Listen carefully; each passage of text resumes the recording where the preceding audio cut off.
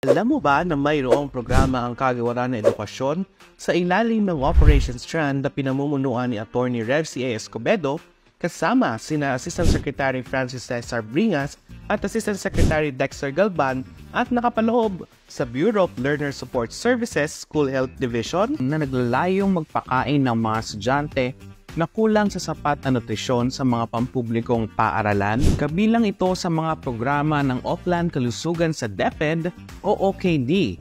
Ito ay programang nakatakda para sa mga mag-aaral mula sa kindergarten hanggang grade 6. Sa pagkakataong ito, ating pag-usapan at alamin ang school-based feeding program sa ilalim ng Kagawaran ng Edukasyon. Ang batas na nagtatakda para maipa-implementa ang programang ito ay pinirmahan ni dating Pangulong Rodrigo Roa Duterte noong Hunyo 20, taong 2018. Ang nasabing batas ay ang RA 11037 o ang Masustansyang Pagkain para sa Batang Pilipino Act. Itong batas na ito ang nagsisilbing basihan ng kagawaran upang maisakatuparan ang programa at maging ang mga benepisyaryo nito. Ang naturang batas ay sinuportahan ng iba't ibang DO o DepEd orders para mapaigting ang implementasyon nito.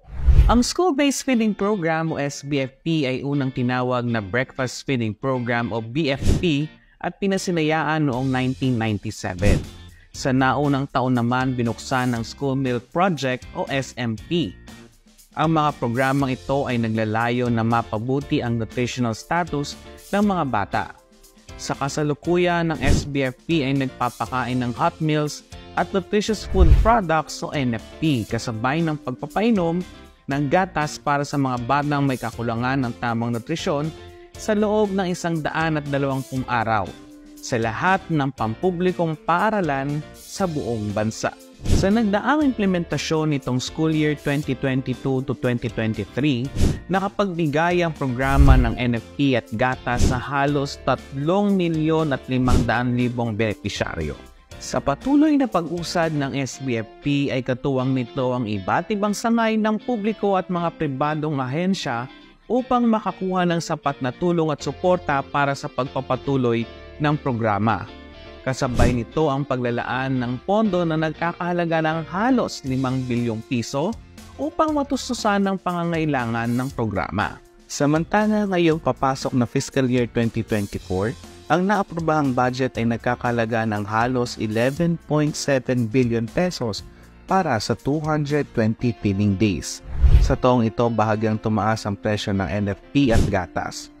Ang NFP ay nagkakahalaga na ng 25 pesos at ang gatas naman ay nagkakahalaga ng 22 pesos kasama ang kani-kanilang operational expenses. Ngunit isang paalala, bilang pagtugon sa direktiba ng ating mahal na Vice Presidente at kalihim ng Kagawaran ng Edukasyon, Sara Duterte, ipinagbabawal na ang paglahok ng mga guro sa paghahanda at pagluluto ng mga hot meals. Dahil dito, kailangan ng tulong at suporta ng mga magulang at maging ng lokal na pamahalaan. Iyan lamang ang ibang mga impormasyon tungkol sa SBFP. Sa mga susunod na araw ay ating pang bubusisiin at aalamin ang School-Based Feeding Program. Ito ang Oplan Kaalaman dahil okay sa DepEd ang may alam. Salamat! Hanggang sa muli!